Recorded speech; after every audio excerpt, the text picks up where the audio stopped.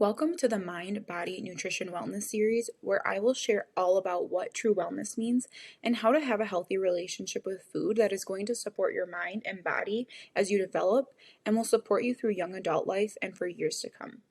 In today's episode, I'm going to talk all about why diets don't work, aren't the answer to healthy eating, and what being healthy really means. But first, if you're new here, let me introduce myself. My name is Taylor, and I'm a registered dietitian and mindful eating expert who takes a non-diet approach to healthy eating.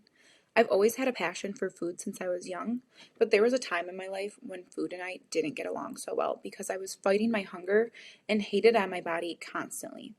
I worried so much about how the food I ate would impact my body and tried to eat as little as possible all the time.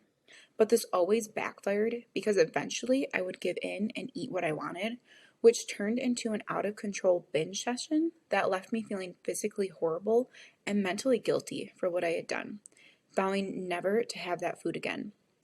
Ultimately, I was stuck in what I refer to as the diet cycle, an endless cycle of being good with food and allowing myself to be lenient as a reward for being good, and then going overboard and back to restricting all over again.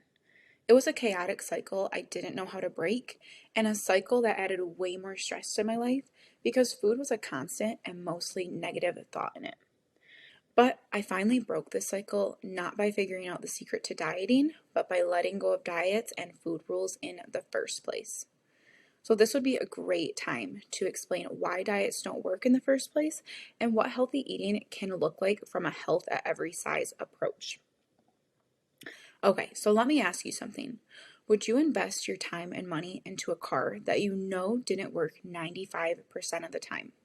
5% of the time, that car can get you to your destination, but the other 95% of the time, your car is going to break down, need to go to the repair shop, cost more money to fix, and then work again for a few weeks until it happens all over again. This is exactly what it can be like to put yourself on a diet.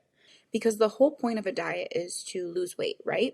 But studies show that 95% of those who lose weight on a diet regain all or more of that weight within 1 to 5 years of ending that diet. And this isn't to make anyone who has dieted or is thinking of dieting feel bad, but to shed light on the reality of dieting that is so heavily promoted in our society. This also isn't to say it's the dieter's fault or that they didn't try hard enough. This means that oftentimes outside influences such as social events, vacation, getting sick, or other life happens, and that takes more importance over following the diet that's no longer sustainable to your life. Once the diet is no longer being followed, weight that was lost tends to come back. And of course, this can lead to a low self-esteem and wanting to lose weight again, which is when we find ourselves stuck in a vicious diet cycle, also known as yo-yo dieting. The bottom line, diets don't work in the long run because they set unrealistic expectations. We've all seen plenty of diet advertisements promise to help us lose 20 pounds in 2 weeks. That sounds awesome, right? And this is the point where I would want sirens to be going off in your head because this is just a promise that diets can't keep. My motto is, if it sounds too good to be true, it is. And diets tend to set us up for failure by setting those unrealistic expectations from the beginning. And it's pretty disappointing too when you force yourself to restrict foods you love and eat the same thing over and over again without seeing any results. Trust me, I've been there before too. Another factor diets don't take into consideration when they promise to help you lose weight is your genetics, hormones, and what's known as set point theory. The set point theory suggests that our weight range is predetermined genetically and hormonally. Of course, our weight can change throughout our life through many external factors like our eating and exercise patterns, stress levels, sleep, diseases or illnesses, pregnancy later on in life, and more. However, internally, our body may resist straying too far away from its set weight range because that's where it likely functions the best. And the more our weight changes, the more our bodies resist. And eventually, our brains send signals through hormones to try to get back to that set point.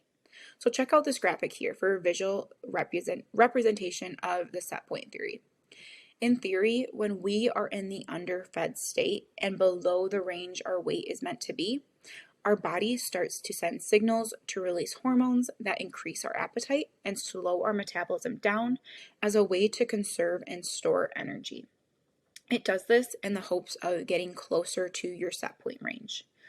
And on the other side, when our bodies are overfed and we are consistently eating too much over the time, this likely leads to weight gain. And our bodies start to send signals that decrease our appetite and increase our metabolism as a way to use more energy from our body's stores. And again, this is just in hope of getting it back to its set weight range.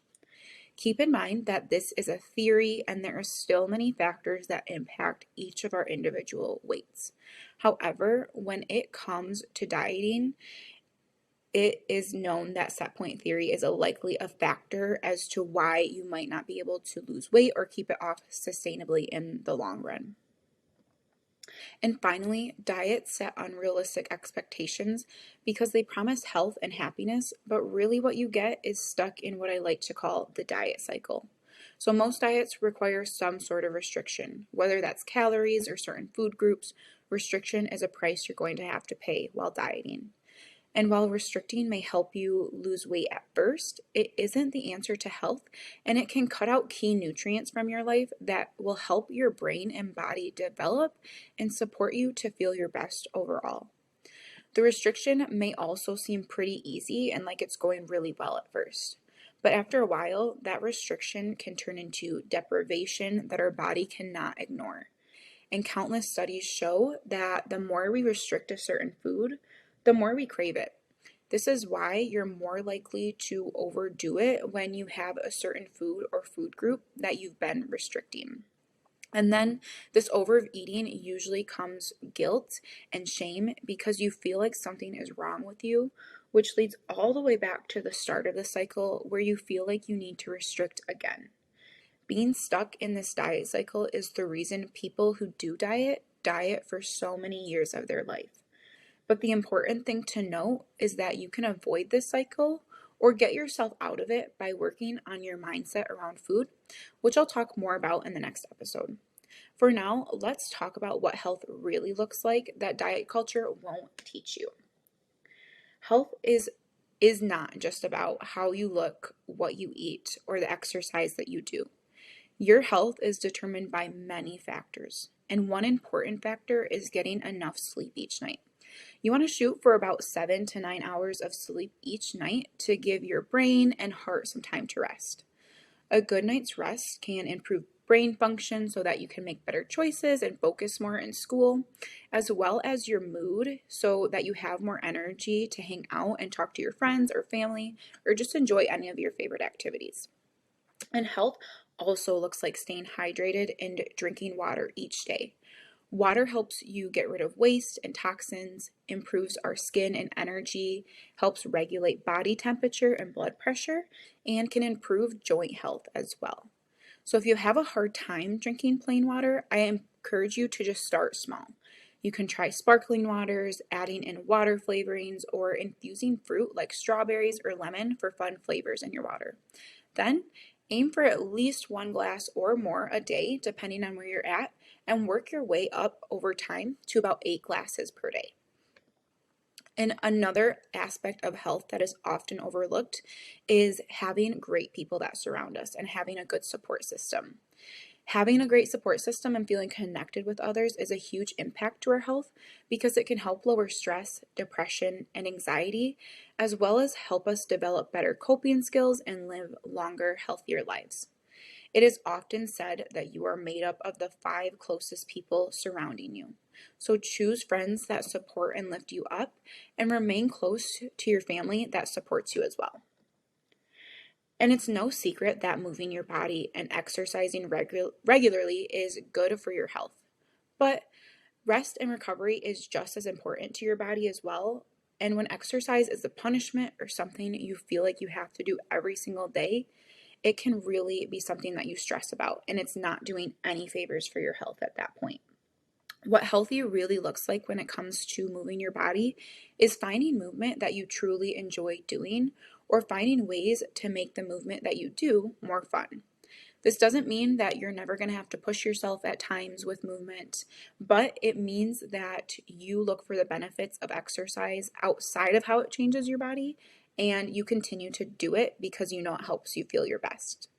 And you might feel more energy and clarity that it brings you, and improvements with your mental health when you do it consistently. You likely feel more focused and ready to take on the day, and your fuse is a lot longer, so situations that may have once caused a lot of stress might not cause as much panic or anxiety when you find movement you love to do more regularly. Exercise doesn't have to only be about running or lifting weights either. It can really be anything, and some examples could be playing a game of basketball with friends, rollerblading, hula hooping, swimming, running or walking with your favorite music or podcast in your ear, and so much more. In diet culture, health is promoted as eating as little as possible as well. But this is far from true health. Health really looks like nourishing your body with enough food each day and creating balance and consistency with your day-to-day eating routine. And when it comes to eating, health also looks like adding color to your plate with fruits and vegetables whenever you can.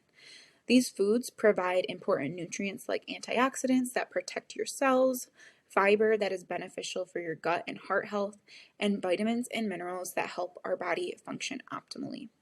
In the next episode, I'm going to go more in depth on the benefits of nourishing your body with a variety of foods and adding color to your plate.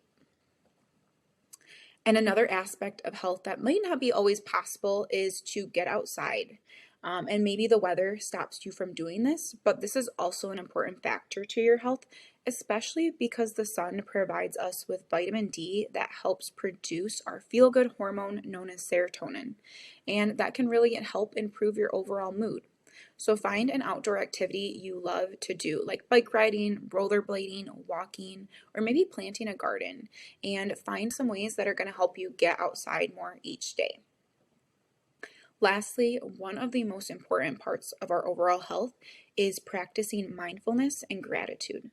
Mindfulness allows us to slow down and turn inward more, helping you get to know yourself and your body better to support your overall physical and mental health. And studies show that expressing gratitude can improve your mood, sleep, immunity, and decrease depression, anxiety, and risk for disease. So start by taking 5 minutes each day, maybe in the morning or at night, to write or say out loud what you are grateful for. I challenge you to do this for 30 days straight and see how your mood shifts over time. And now that you're more aware of why diets don't work and what factors really matter when it comes to your health, let's talk about how to create a healthier relationship with food and make healthy eating fun. So head to the next episode to learn more, and feel free to follow my social media pages for more anti-diet content that will help you create a healthier relationship with food for life. And I'll see you in the next episode of the Mind, Body, Nutrition, Wellness series.